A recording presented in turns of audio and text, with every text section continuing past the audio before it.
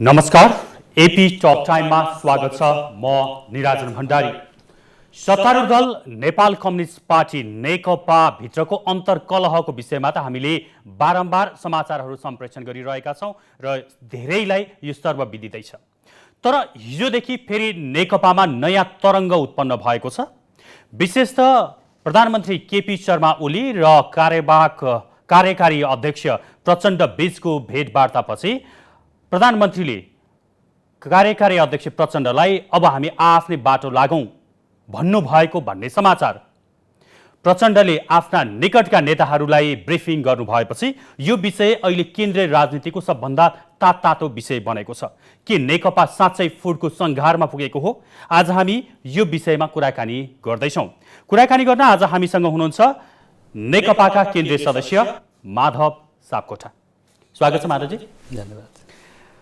प्रधानमन्त्रीले प्रचण्डलाई अब हामी आफ्नै बाटो लागौँ होइन, पार्टी फुटाउँ, त्यो पनि सल्लाहमै भन्नुभयो भन्ने कुरा हिजोबाट सार्वजनिक भयो। अब यो प्रधानमन्त्रीले प्रचण्डलाई मनोवैज्ञानिक दबावको लागि मात्रै भन्नुभएको हो कि पार्टी साँच्चै फुटको सङ्घारमा पुग्या हो अहिले? अब सम्माननीय प्रधानमन्त्री तथा पार्टी अध्यक्ष कमरेड केपी शर्मा ओलीले जुन उद्देश्यका लागि भनेको भए पनि त्यो सर्वथा गलत भयो। खास गरिकन 6 साल वरिपरिबाट सुरु भएको नेपालको कम्युनिस्ट आन्दोलनमा पहिलोपटक हामी यति धेरै ठुलो सर्वाधिक जनमत लिएर पुष्पलालले नै परिकल्पना गर्नुभएको देख्नुभएको सपनाहरू पुरा गर्ने मोडमा खडा छौँ। यसबेला एउटा कम्युनिस्ट आन्दोलनको कोणबाट हामीले हेऱ्यौँ भने र यतातिर समग्र राष्ट्रको कुराबाट हेऱ्यौँ भने सधैँ अस्थिर प्रकृतिको राजनीतिको चाहिँ व्यथा बिहोरेर आएको मुलुक हो हाम्रो। त्यसैले यो अस्थिर राजनीतिको व्यथालाई हल गर्ने चरणमा जनताले आशा गरेर नेपाल कम्युनिस्ट पार्टी नेकपालाई 2/3 नजिकको अभिमत प्रकट गरेका हुन्। भन्दा यो दुवै कोणबाट, समग्र राष्ट्रको कोणबाट हेर्दा र कम्युनिस्ट आन्दोलनको कोणबाट हेर्दाखेरि यो अभिव्यक्ति मूलतः यी विषयहरूमा चाहिँ सिधा ठेस लाग्ने गरी आएको देखिन्छ। मलाई लाग्दछ अहिले नेपाल कम्युनिस्ट पार्टी विघटन हुनु भनेको या विभाजन हुनु भनेको या अरू कुनै न कुनै रूपमा दुर्घटनामा पर्नु भनेको चाहिँ सिङ्गै देश दुर्घटनामा जानु हो। किनभने सिङ्गो देशको जिम्मा नेपाली जनताले नेपाल कम्युनिस्ट पार्टी नेकपालाई लगाएका छन् 2/3 नजिकको अभिमत र जनमतसहित। यसो भए हुनाले यो संवेदनशीलतालाई सिङ्गै आफ्नो जीवन कम्युनिस्ट आन्दोलनमा व्यतीत गरेका यति धेरै जिम्मेवार नेताहरूले अहिले सनकमा लहरमा यति सजिलै यो पार्टी विभाजन गर्नुहुन्छ, मलाई त्यस्तो लाग्दैन। कर्णाली विवाद उत्कर्षमा रह्यो होइन। कर्णालीबाट मुख्यमन्त्री सहितका मन्त्रीहरू काठमाडौँ पनि आए, दुई अध्यक्षसँग भेटवार्ता पनि भयो, दुई अध्यक्षका फरक विज्ञप्ति पनि आए त्यो समस्या समाधानको लागि। र हिजो कर्णालीको मन्त्रीमण्डल हेरफेर गर्ने कुरा थियो, हामीले पनि समाचार सम्प्रेषण गरेका थियौँ। तर पछि फेरि त्यो स्थगित भयो।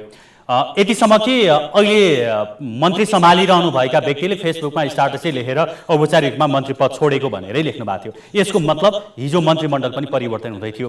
त्यो आक्रोश चाहिँ केन्द्रमा ओलीले पोखे भन्ने कुरा पनि भयो। त्यो एउटा क्षणिक आवेगले मात्रै यो कुरा पार्टी विभाजनको कुरा आएको त पक्कै होइन। तर कर्णाली प्रदेशको त्यो विवादले यो अभिव्यक्ति आउनमा कतिको ठुलो भूमिका खेल्यो जस्तो लाग्छ तपाईँलाई? यो कर्णाली प्रदेश मात्रै भन्दा नि यसबिचका सबै घटनाक्रमहरू, कर्णाली प्रदेशको घटना हेरौँ, हामी पर्साको घटनालाई लिन सक्छौँ। यस्तै अरू विविध प्रकृतिका अहिले पछिल्लो चरण खास गरिकन प्रधानमन्त्रीले राजदूत लगायतका कतिपय चाहिँ महत्त्वपूर्ण निर्णयहरू समेत गर्नुभयो। यी सबै घटनाक्रमहरूभन्दा अगाडि हामीले के हेर्नुपर्छ भने लामो समय एउटा हिसाबले पार्टीभित्र चाहिँ बहस भयो, छलफल भयो, झन्डै फुटको सङ्घारमा पुगेको थियो पार्टी। त्यसपछि 2 अध्यक्षको प्रस्तावमा सचिवालयले अनुमोदन गरेर 6 सदस्य एउटा कार्यदल बनायो। भदौ 26 गते बसेको स्थायी समितिको बैठकले ज्यादै महत्त्वपूर्ण निर्णय गरेर तत्कालका लागि कसरी जाने भन्ने कुरा चाहिँ प्रधानमन्त्रीका बारेमा, कार्यकारी अध्यक्षका बारेमा, समग्र पार्टीका बारेमा भन्दा सरकारले हामीले हिजो निर्वाचनका बेलामा जनतासँग जे अभिमत मागेर राष्ट्र समृद्धिको सपना हामीले जनतालाई चाहिँ बाँड्यौँ भन्यौँ भन्दा सरकारले मूलभूत रूपमा यो काममा केन्द्रित हुने, त्यसको नेतृत्व प्रधानमन्त्री सम्माननीय केपी ओली कमरेडले गर्ने।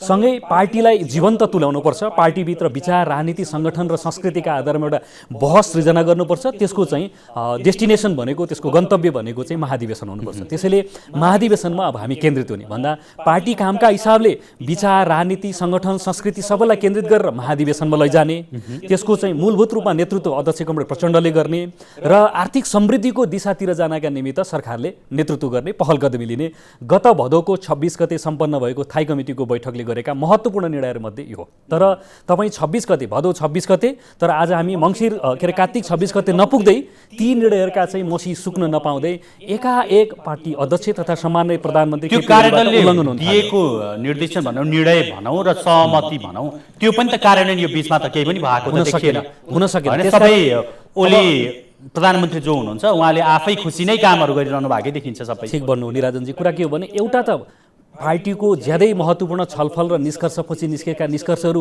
निर्णयहरू कार्यान्वयन भएनन्, त्यो नै आपत्तिजनक कुरा छ र त्यो नै गम्भीर विषय छ। निर्णय भएनन् मात्रै, कार्यान्वयन भएनन् मात्रै होइन कि झन् थप उल्लङ्घनका श्रृङ्खलाहरू अगाडि आए। किनभने जस्तो तपाईँ राजदूत लगायतका कतिपय महत्त्वपूर्ण निर्णयहरू भयो। प्रधानमन्त्रीको विशेष आर्थिक सल्लाहकारको पहिला निर्णय भयो, त्यो कुरा पार्टीभित्र कुनै छलफलै भएन। त्यसपछि तपाईँ हेर्नुभयो भने हाम्रो निजामती कर्मचारी ऐनमै तपाईँ हेर्नुभयो भने कुलिङ पिरियड भन्ने हुँदो रहेछ उहाँहरूको रिटायर भएपछि।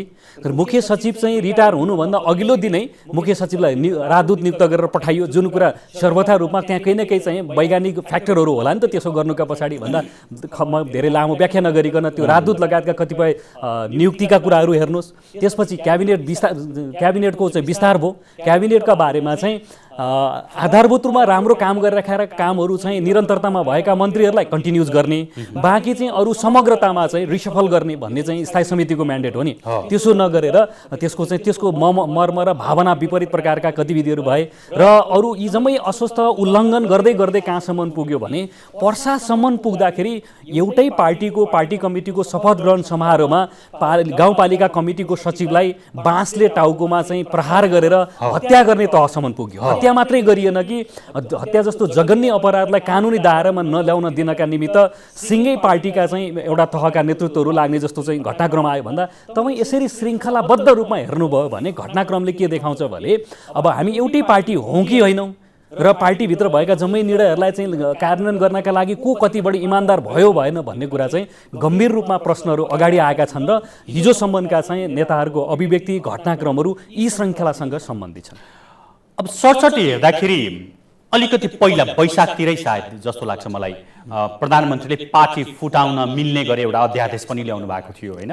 त्यो अध्यादेश व्यापक रूपमा विरोध भएपछि सम्भवतः 2-3 रात पनि टिक्न सकेन थियो अनि तुरुन्तै तेस्रो दिनतिर त्यसलाई फिर्ता गर्न सरकार बाध्य भयो। त्यतिखेरदेखि एउटा पृष्ठभूमि जस्तो प्रधानमन्त्रीज्यूले बनाइरहनु भएको जस्तो देखियो होइन, पर्यो भने पार्टी फुटाउने भनेर। अब त्यसपछिका हरेक घटनाक्रमहरूले त्यसैले पुष्टि गरिरहेको छ र कुरा सुन्दाखेरि अलिकति भावनात्मक रूपमा अब हामी सँगै बस्न सक्दैनौँ भने किन बस्ने, हामी छुट्टा छुट्टै पार्टी चलाउँ भनेर अब प्रचण्डले भनिसकेपछि अब त के बाँकी रह्यो र होइन, बाँकी त केही रहेन नि। अब गर्ने के त, पार्टी फुटाउने कि अथवा होइन फेरि छलफल गर्ने, सल्लाह गर्ने, एउटा कमिटी बनाउने, त्यसले सुझाव दिन्छ, फेरि त्यसको आधारमा चल्ने भन्ने, त्यो सुझाव दिएपछि पनि फेरि त्यही हालत होला, यही घिसिपिटीमै चल्ने हो। अब के हुन्छ, अगाडि कसरी बढ्ने? अब कुरा तपाईँले भनेको ठिकै हो। कुरा के हो भने छलफलदेखि छलफल मात्रै गर्ने, निर्णयदेखि निर्णयसम्म जाने भन्दा निर्णय गरेर निर्णयदेखि त कार्यान्वयनमा जानु पर्यो नि, छलफलपछि त निष्कर्षमा जानु पर्यो नि। अहिले नेपाल कम्युनिस्ट पार्टीको तात्कालीन कुरा समसामयिक कुरामा केन्द्रित भएर छलफल गर्दा हाम्रो जटिलता कहाँ हो भने छलफलदेखि छलफलसम्म, निर्णयदेखि निर्णयसम्म, जबकि छलफलबाट निष्कर्षमा पुग्ने, अब निर्णयदेखि कार्यान्वयनमा जाने र परिणाम हासिल गर्ने यो हुनुपर्ने हो तात्कालीन हिसाबले हामीले कुरा गर्दा। अब समग्रता र अलिक शास्त्रीय सैद्धान्तिक हिसाबले कुरा गर्नुभयो भने कम्युनिस्ट पार्टी भनेको विधि पद्धति मूल्य मान्यतामा आधारित भएर चल्ने हो। हामी सबै मतलब चाहिँ महाधिवेशनको अधीनस्थमा छौँ। अहिले हाम्रो केन्द्रीय समिति भनेको हामी केन्द्रीय समितिले एउटा महाधिवेशनदेखि अर्को महाधिवेशनसम्म सम्पादन गरेका सबै निर्णयहरूलाई महाधिवेशनमा लगेर अनुमोदन गर्नुपर्छ। अरू कार्यालयले गरेका, सचिवालयले गरेका, स्थायी समितिले गरेका सबै प्रकृतिका निर्णयहरू केन्द्रीय समितिमा ल्याएर अनुमोदन गर्नुपर्छ। यसरी हेर्दा हामी महाधिवेशनभन्दा माथि, हामी विधानभन्दा माथि पार्टीका दुवै अध्यक्षहरू र अरू शीर्षस्थ नेतृत्वहरू चाहिँ विधानभन्दा माथि र विधानलाई पनि उहाँहरूले चाहिँ चुनौती दिने अधिकार छैन। यसरी हेर्दाखेरि अहिले तपाईँले भनेकै जस्तो चाहिँ अब हामी कहाँ यो एउटा जटिलता भयो। त्यसैले मूलभूत रूपमा विधानको अधीनस्थमा रहेर पार्टीको चाहिँ मर्म र स्पिरिटमा रहेर देश जनता राष्ट्रलाई चाहिँ र कम्युनिस्ट आन्दोलनलाई चाहिँ केन्द्रमा राखेर हामी सबैले सोच्यौँ भने यसको सहज प्रकारको चाहिँ अब मार्ग छ।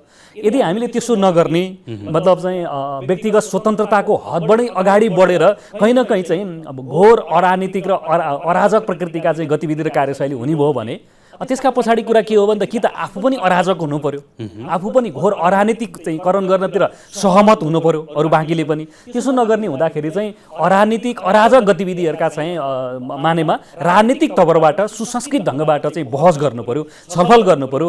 दिशाभन्दा बाहिर जान खोजेको, लिक छोडेर बाहिर जान खोजेको कुरालाई लिकमा ल्याउनका लागि अधिकतम 11th आवरसम्म प्रयत्न गर्नुपर्छ। नेकपाको सन्दर्भमा मलाई अहिले लाग्ने कुरा के हो भने जब जति धेरै जटिलताहरू पैदा हुन्छन्, सङ्कटहरू उत्पन्न हुन्छन्, त्यो बेला भनेको कुरा चाहिँ के हो भने सामूहिक रूपमा छलफल गर्ने, कमिटी प्रणालीलाई व्यवस्थित गर्ने हो।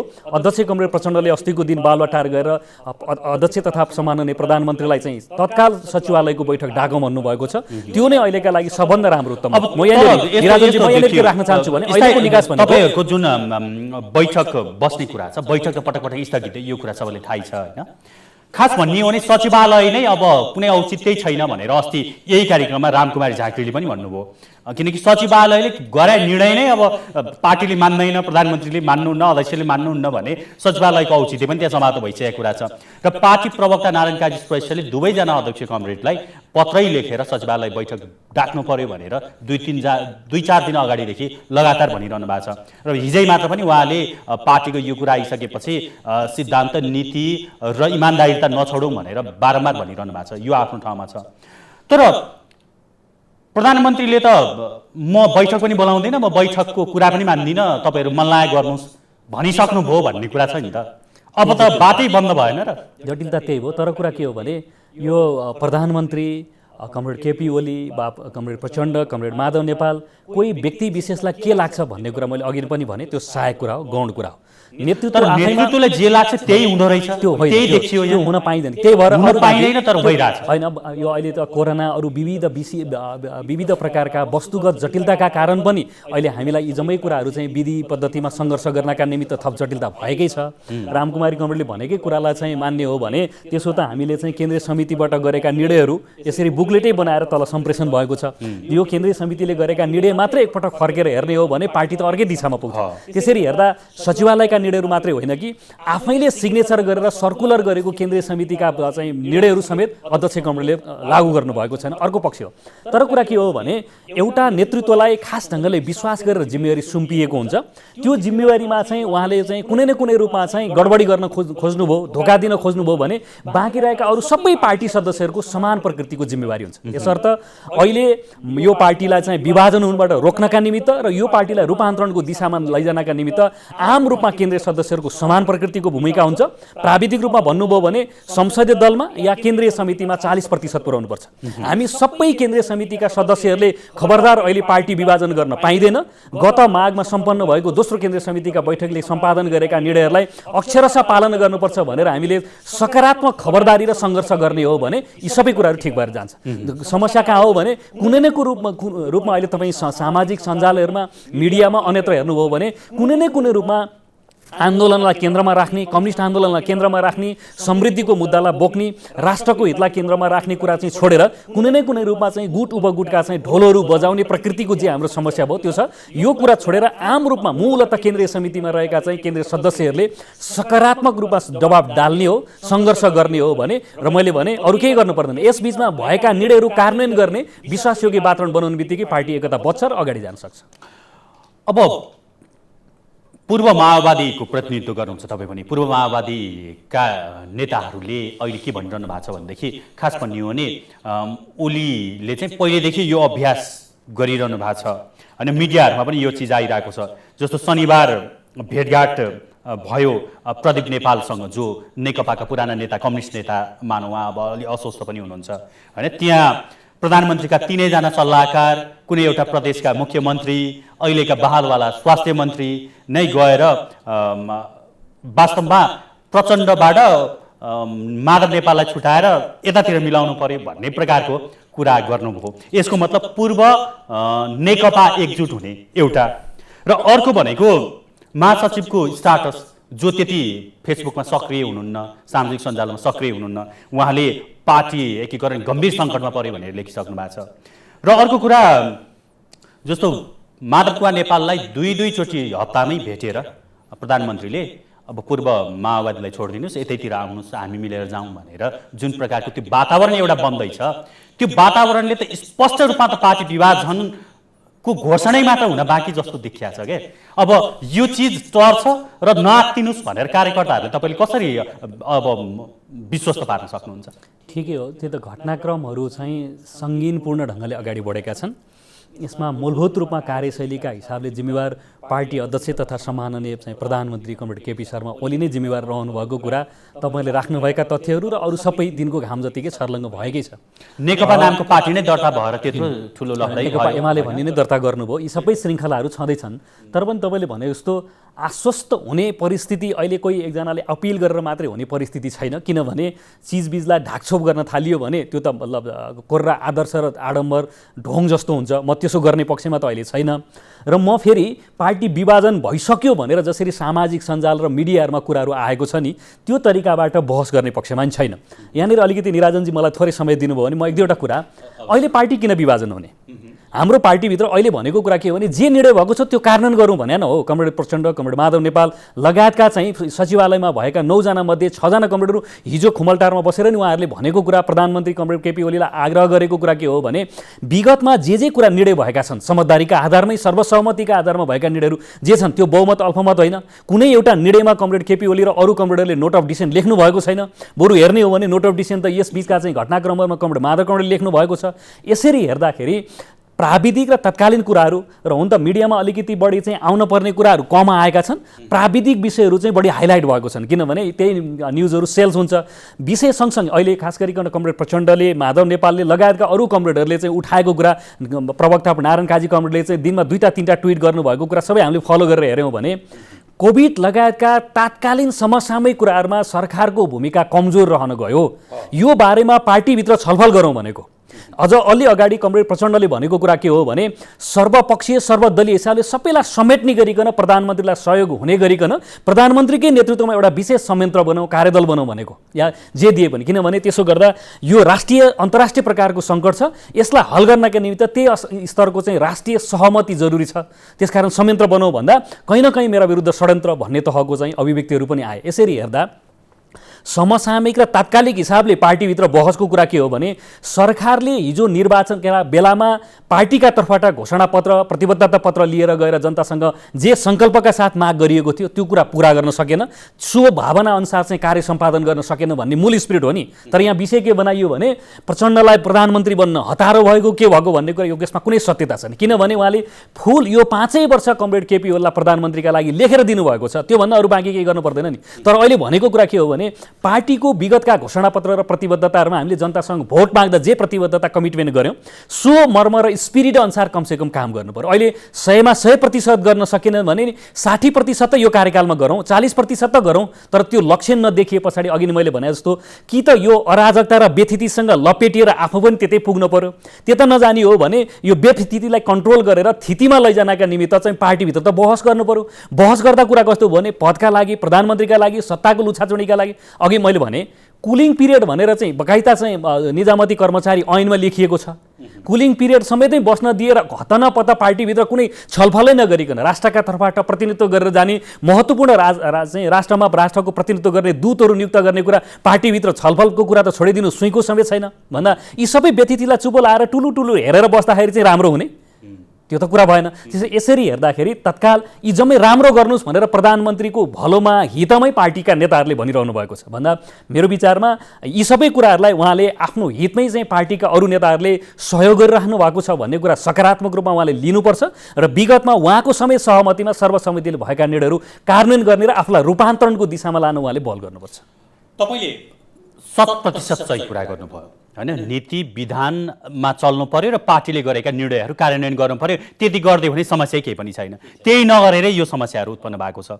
प्रधानमन्त्री जस्तो राजनीतिक पृष्ठभूमि भएको यति पुरानो नेता जसलाई प्रधानमन्त्रीको पद सम्हाल्नुभन्दा अगाडि जुन एउटा हाइट प्राप्त भएको थियो राष्ट्रिय अन्तर्राष्ट्रिय र स्वयं कम्युनिस्ट कार्यकर्ताबाट मात्र होइन कङ्ग्रेसहरूले पनि समर्थन गरेका थिए होइन सबैले उहाँबाट ठुलो अपेक्षा गरेका थिए उहाँले खास यी कुराहरू सामान्य कुराहरू तपाईँ एकजना केन्द्रीय सदस्यले त यो कुरा विश्लेषण गर्नुहुन्छ उहाँले त त्यो नगर्नु भएको त होइन होला उहाँलाई यो चिजहरू कार्यान्वयन गर्नबाट बाधा कसले पुर्याइरह होला तपाईहरुलाई के लाग्छ यही अध्ययन गर्नुपर्छ अहिले म व्यक्तिगत या अरू केही गरेर भन्ने पक्षमा त छैन म फेरि निराजनजी कुरा के हो भने मतलब निर्णयको कार्यान्वयन मात्रै भएन कि कार्यान्वयन नभएको त छलफल ल ठिकै छ तर निर्णयको सर्वथा उल्लङ्घन गर्ने र झन् पछि चाहिँ भन्दा एकदम विडङ्ग गर्ने प्रकृतिको चाहिँ श्रृङ्खलाहरू आयो नि त्यो कुरा चाहिँ बढी आपत्तिजनक हो र अहिले बहस भएको त्यहाँ कुरा हो र तपाईँले भनेको जस्तो थाहा छैन किन यस्तो भयो यो अहिले छलफलको कुरा हो होइन महासचिव कमिटीले पनि हिजो त्यही स्पिरिटमा लेख्नु भएको छ कमसेकम सबैजना लाग्नु पर्यो खबरदारी गर्नु पर्यो भन्ने उहाँको सकारात्मकै कुरा छ महासचिवको ट्विटरको ट्विट हामीले हेर्ने हो भने र म यहाँनिर के कुरा राख्न चाहन्छु भने व्यक्ति आफैमा केही कुरा होइन फेरि जब व्यक्तिलाई विश्वास गरेर व्यक्तित्वमा रूपान्तरण गर्ने विकास गरिन्छ नि त्यो ठुलो कुरा हो फेरि त्यसैले आफूले व्यक्तित्व प्राप्त गरिसकेपछि स्वयं व्यक्तिले आफ्नो व्यक्तित्व चाहिँ कायम गर्ने कि नगर्ने त्यो उसको आफ्नो मतलब विषय पनि हो त्यसैले यसरी हेर्दा comrade KP Oli comrade Prachanda comrade Madhav Nepal Jhalanath उहाँहरू व्यक्ति आफैमा केही होइन तर पूर्व प्रधानमन्त्री पार्टी चाहिँ सञ्चालन गरेको लामो एउटा श्रृङ्खला राष्ट्रका लागि गरेको योगदान यी सबै कुराहरूको कदरमा कार्यकर्ता जनताले विश्वास गरेर उहाँहरूलाई व्यक्तित्वका रूपमा जो स्वीकार गर्यो नि त्यसपछि उहाँहरू आफ्नो व्यक्तित्वको पोजिसनमा बस्नुपर्छ अहिले पार्टी अध्यक्ष तथा प्रधानमन्त्रीको समस्या के हो भने हामी सबैले पार्टीले पनि राष्ट्रलिङ स्वीकार गरेर व्यक्तिबाट उहाँलाई व्यक्तित्वमा जे विकास गरिएको छ उहाँले आफ्नो व्यक्तित्वलाई थप बढी निखार ल्याउने थप बढी चाहिँ स्पष्ट बनाएर अगाडि लैजाने कुरा चाहिँ उहाँले सोच्नुपर्छ किन कार्यान्वयन गर्नु भएको छैन भन्ने कुरा आम रूपमा उठेको चाहिँ एउटै प्रश्न हो यो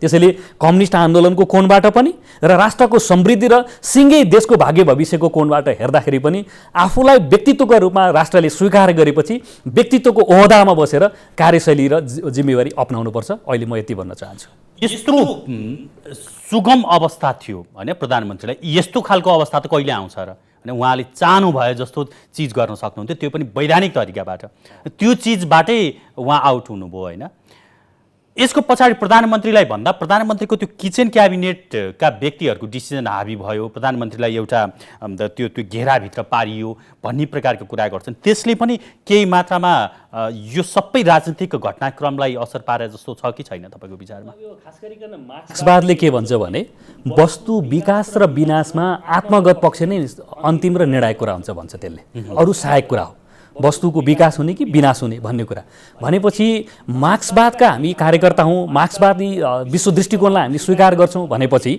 मार्क्सवादले के भन्छ भने अरूले कति प्रभावित बनाउँछ त्यो पनि सेकेन्डरी कुरा होला सहायक कुरा होला तर मुख्य र प्रमुख कुरा चाहिँ स्वयं व्यक्ति या स्वयं वस्तु नै प्रमुख कुरा हो यसरी हेर्दा यो कमरेड केपी ओलीमा लाग्छ होइन अरूले पनि स्वीकार छ यही कुरा के राख्न चाहन्छु भने तपाईँ केपी ओली र प्रचण्डको हामी अलिकति श्रृङ्खला हेऱ्यौँ भने 46 साल वरिपरिबाट प्रचण्डको हिस्ट्री हामी हेऱ्यौँ र अस्ति भदौसम्म पनि पुग्दाखेरि सङ्घर्ष अलि पुगेको छैन भन्ने स्थायी समितिमा घनश्याम भुषाल मातृका यादव लगायतका कमरेडले के भन्नुभयो भने भित्र चाहिँ ब्रेन ह्यामरेज भएर चाहिँ अपरेसन गर्नुपर्ने छ तपाईँहरू बाहिरबाट तेल लगाएर मालिस गरिरहनु भएको छ त्यसकारण अपरेसन गरौँ टाउको चिरफार गर्न तपाईँहरू किन डराउनुहुन्छ भन्ने कोणबाट घनश्याम भुषाल मातृका यादव लगायतका नेता कमरेडले सशक्त बहस गर्नुभएको हो नि त्यो बहसलाई उहाँहरूले रोकेर अहिले पार्टी विभाजनमा जान्छ त्यसो नगरेर पार्टी एकता बचाउँ भन्ने प्रचण्ड माधव नेपालहरू नै हुन् नि भन्दा यसरी हेर्नुभयो भने प्रचण्डहरूको चाहिँ एउटा प्रचण्ड कमरेडको चाहिँ हिस्ट्री तपाईँले यसरी हेर्नुभयो भने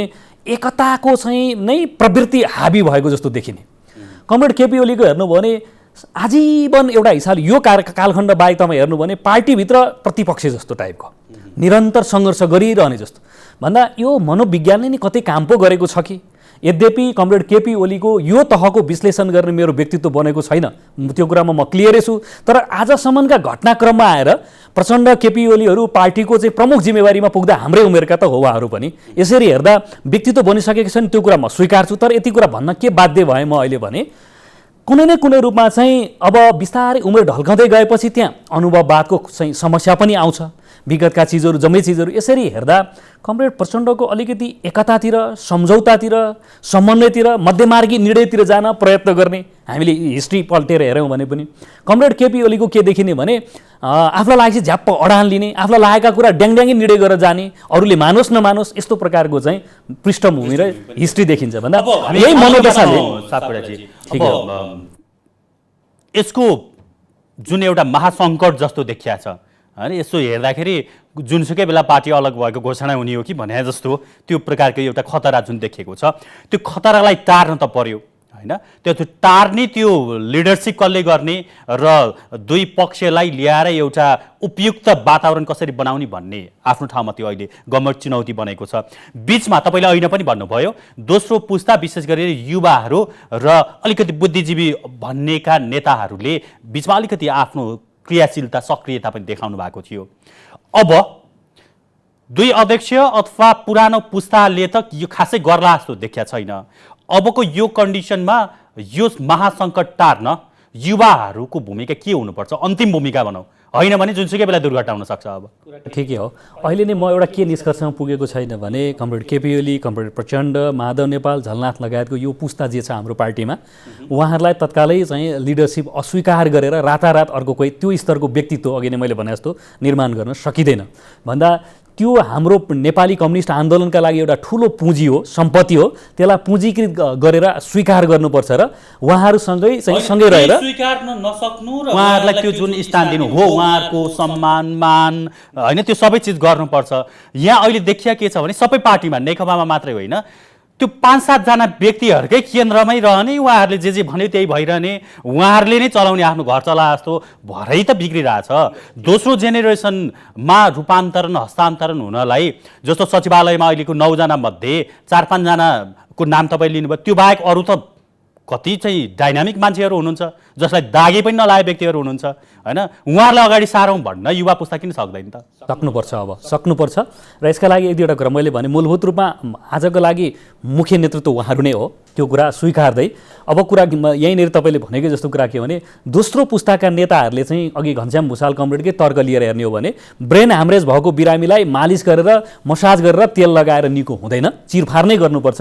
म के पक्षमा अहिले छैन भने संसारै डुबिहाल्यो भनेर आतङ्कित पार्ने जे प्रवृत्ति अगाडि आएको छ योसँग आतङ्कित पनि नबनौँ। संसारै केही डुबी गएको छैन, किनभने अहिले त्यो तहमा आतङ्कित हुनु हुँदैन। मलाई के लाग्दैछ भने कुनै न कुनै रूपमा विधि पद्धति नमान्ने प्रकृतिको एउटा प्रवृत्ति आतङ्कित बनाउने र पार्टी फुट्छ भनेर फेरि पनि कुनै न कुनै रूपमा चोचो मोचो मिलाउने र यो चाहिँ मतलब मूलभूत रूपमा रूपान्तरणको दिशामा जान नदिने र पार्टीलाई एउटा स्मुथली एउटा दिशामा बग्न नदिने कतै यो प्रवृत्तिले काम गरिराखेको छ कि भन्नु मलाई लाग्छ। त्यो शक्ति स्वदेशी हो कि विदेशी हो भने पार्टीभित्रको कुरा गर्दा प्रमुख आउनुभयो, चलखेल चलिरहेछ, त्यसले पनि केही प्रभाव त पार्छ नि त यसमा। अब यो काफी हदसम्म यो अर्को तपाईँले गम्भीर महत्त्वपूर्ण विषय उठाउनु भयो कि रहका प्रमुख आएर प्रधानमन्त्रीसँग भेट्न हुने नहुने सिङ्गे देशमा बहसमा छ। मलाई लाग्छ सिङ्गे देशको बहसको प्रवृत्तिसँग म सहमत छु। तर म के कुरा राख्दै थिएँ भने भन्दा यसरी हेर्दा अहिले दुईटै कुरा, एउटा केही पनि भएको छैन भनेर केही होइन ठिक छ ठिकठाक छ राम्रो छ भनेर पाखण्ड ढोङ कुरा नि गर्नु हुँदैन, सबै दिनको घाम जतिकै सर्लङ्ग छ। अर्को कुरा सर्वस्व नै पुरै चाहिँ पृथ्वी नै भासिन लाग्यो भनेर आतङ्कित तुल्याउने जे प्रवृत्ति छ नि यसले के गर्छ भने सैद्धान्तिक वैचारिक र जे हो त्यति तहसम्मको विषय बुझ्ने र त्यसलाई निष्कर्षमा पुर्याउनका लागि बुद्धि लगाउनु पर्ने कुरालाई आतङ्कित बनाउँछ। त्यसैले पार्टी भङ्ग कुनै के अरे एकता भङ्ग कुनै पनि मानेमा कसैको सनकले गर्न पाइँदैन। पार्टी एकता टुट्दैन, टुट्न दिनु हुँदैन। तर पार्टी एकता टुट्दैन भनेर यो रटना लगाएर सुगाले चाहिँ भनेको जस्तो भनेर पनि हुँदैन। त्यसैले एउटा केही न केही जटिलता नेपाल कम्युनिस्ट पार्टीभित्र अहिले उत्पन्न भएको छ। यो जटिलता हल गर्नका निमित्त चाहिँ दिमाग लगाएर ठन्डा दिमागका साथ निष्पक्ष र स्वतन्त्र भएर पार्टी एकता र राष्ट्रको पक्षको चाहिँ आफूलाई खडा गरेर मूलत युवा पुस्ता चाहिँ अब सङ्घर्ष र बहसमा उत्रिनुपर्छ। हुन्छ, यहाँको समय र विचारको लागि म AP1 टेलिभिजनको तर्फबाट धेरै धेरै धन्यवाद दिन चाहन्छु। दर्शकबिन AP टक टाइममा आज हामीसँग हुनुहुन्थ्यो सत्तारूढ दल नेपाल कम्युनिस्ट पार्टी नेकपाका केन्द्रीय सदस्य माधव सापकोटा। उहाँसँगको यही संवादसँगै AP टक टाइमको समय आजको लागि सकिएको छ। हामीलाई बिदा दिनुहोस्। नमस्कार।